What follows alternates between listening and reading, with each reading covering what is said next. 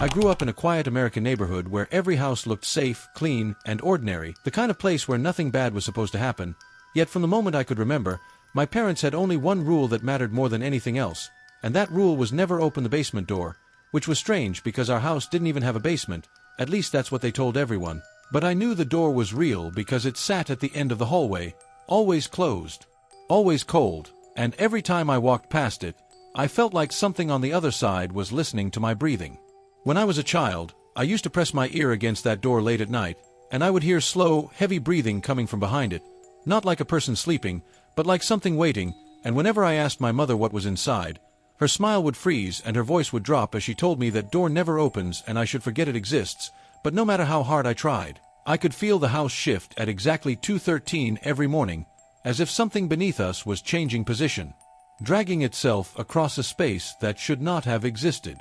As I grew older, the house began to feel smaller, tighter, like the walls were leaning inward, and the door started to change. Thin scratches appeared across the surface, deep enough that no human fingernails could have made them, and dark stains would sometimes leak out from underneath before my mother cleaned them in silence. And one night, during a power outage, I heard a man's voice clearly whisper my name from behind the door, telling me I had grown taller, telling me he remembered when I could barely reach the knob. That was the night I learned about my uncle, a man named Mark who was never mentioned in photographs or family stories, a man who had gone down into something beneath the house decades ago and come back wrong, carrying something with him that never left, and my parents sealed him away not to punish him, but to protect everyone else, because the basement wasn't a place. It was a door to something that only existed when my uncle wanted it to. The night my father disappeared, the door finally opened, revealing stairs that bent at impossible angles, leading down into a darkness that smelled of rot and damp earth, and at the bottom stood my uncle, smiling too wide,